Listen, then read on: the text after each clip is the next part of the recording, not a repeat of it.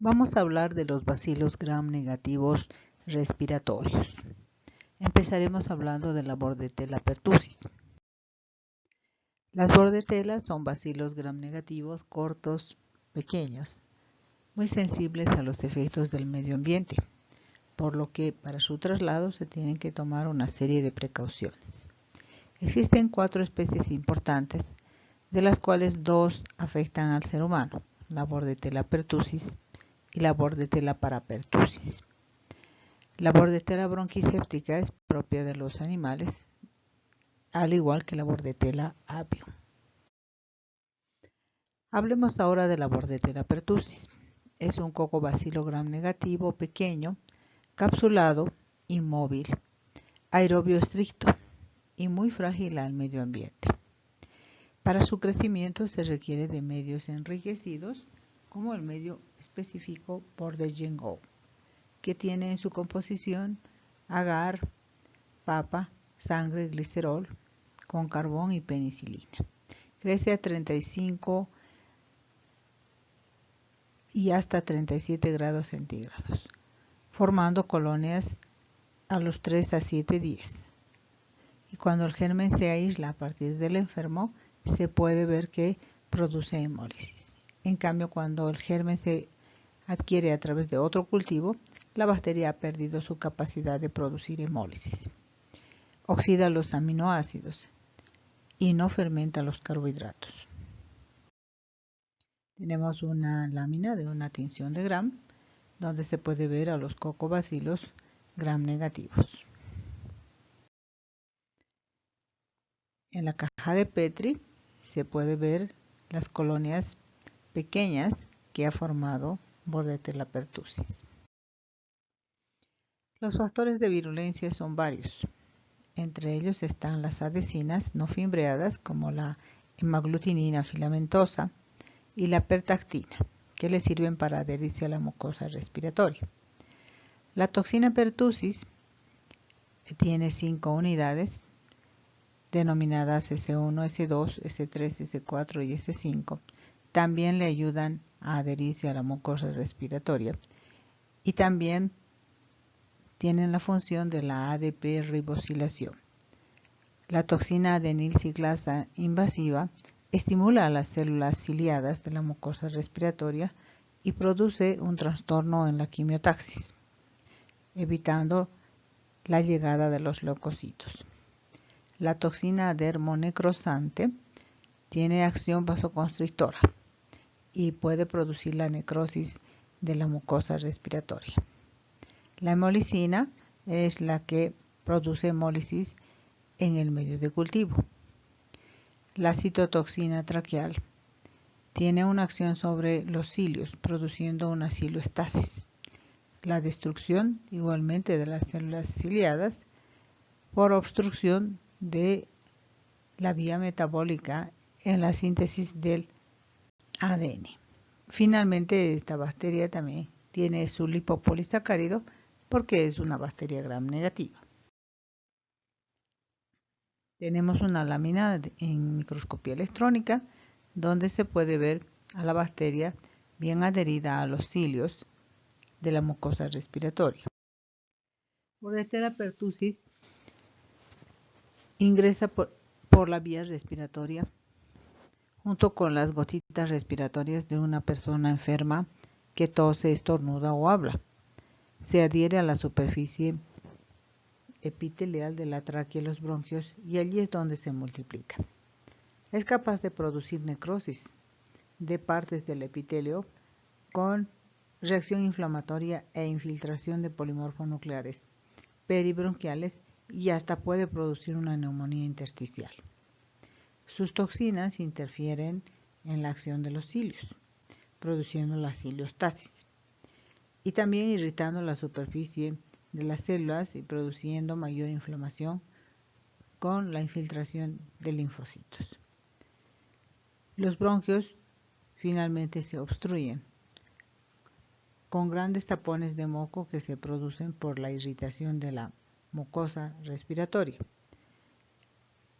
Al quedar la vía obstruida, se produce atelectasia y también hipoxia, originando de esta manera la tos quintosa o tos convulsa, muy típica de la coqueluche. En este diagrama podemos ver que Bordetella pertussis tiene como vía de transmisión la inhalación de las gotitas respiratorias que provienen de una persona que está enferma, tose, estornuda o habla. Y también puede hacerlo a través de los vómitos del enfermo. El grupo de riesgo son los niños no vacunados. Y la enfermedad se llama tosferina o coqueluche.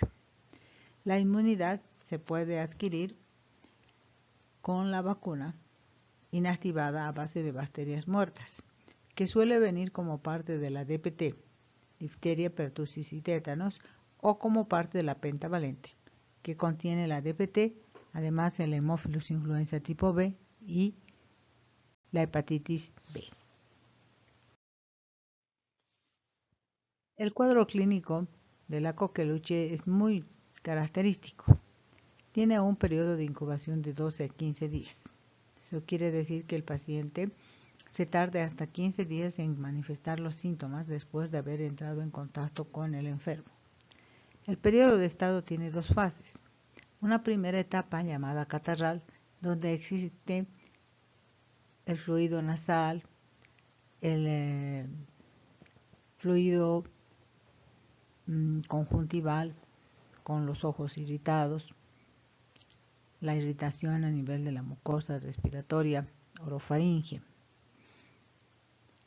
En esta fase, el paciente parece tener un cuadro precisamente catarral o como si hubiera sufrido un resfrío. Posteriormente viene la etapa paroxística, donde el paciente comienza con una gran irritación en la vía respiratoria y esto ocasiona una tos muy persistente, llamada la tos quintosa o tos convulsa, debido a que en los niños puede causar una hipoxia muy severa y la convulsión. La convalescencia dura varias semanas y rara vez puede afectar al sistema nervioso central produciendo encefalitis. Tenemos al paciente que está en pleno acceso de tos. Para hacer el diagnóstico se necesita como muestras el lavado nasal, la secreción nasofaringea, que serán aprovechados para hacer cultivos.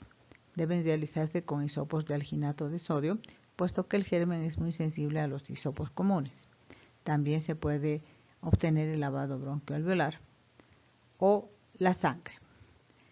Existe una muestra muy característica llamada la placa de tos. Consiste en llevar la caja de Petri a la cabecera del enfermo y abrirla en el momento en el que el paciente tiene un acceso de tos. Entonces el paciente emitirá las gotitas respiratorias y las inoculará directamente en la caja de Petri, donde está el cultivo de Bordetella.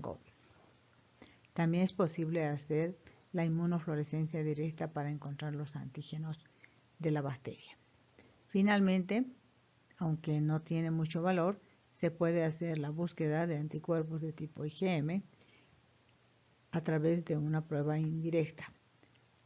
Generalmente se sabe que el germen puede desarrollar anticuerpos a partir de la tercera semana. Muchas veces para esto ya se ha realizado el diagnóstico certero a través de un cultivo. ¿Cómo se realiza el tratamiento y la prevención? Cuando estamos frente a un cuadro de coqueluche, es obvio que la antibiótico-terapia nos es útil.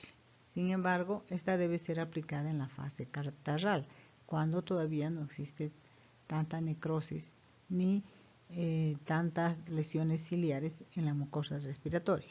Se puede hacer con macrólidos como la eritromicina, la acitromicina o la roxitromicina, también con sulfas o tetraciclinas. Esas suelen ser las terapias más habituales. Se puede utilizar tratamiento de apoyo sintomático. Dependiendo de la fase, se podrá utilizar mucolíticos para que las secreciones no sean tan espesas, o si es en una fase ya más avanzada, pues antitusígenos para que el paciente no tosa tan frecuentemente hasta entrar en asfixia o hasta entrar en una convulsión. El aislamiento del enfermo es muy importante para evitar el contagio con otras personas susceptibles y la vigilancia de los vómitos. Tener mucho cuidado con todo aquello que toca al enfermo y no poner en contacto con otras personas. La vacunación se realiza con la vacuna inactivada a base de células muertas. Se lo hace a los 2, 4, 6 meses de vida, generalmente junto con la DPT y con la pentavalente. Esperamos haber aclarado sus dudas sobre esta enfermedad y les agradezco por su atención. Podríamos lograr el bienestar de una persona, en este caso de un niño pequeño, si tuviéramos el cuidado de cumplir con el esquema ampliado de inmunizaciones que está vigente en nuestro país. Gracias.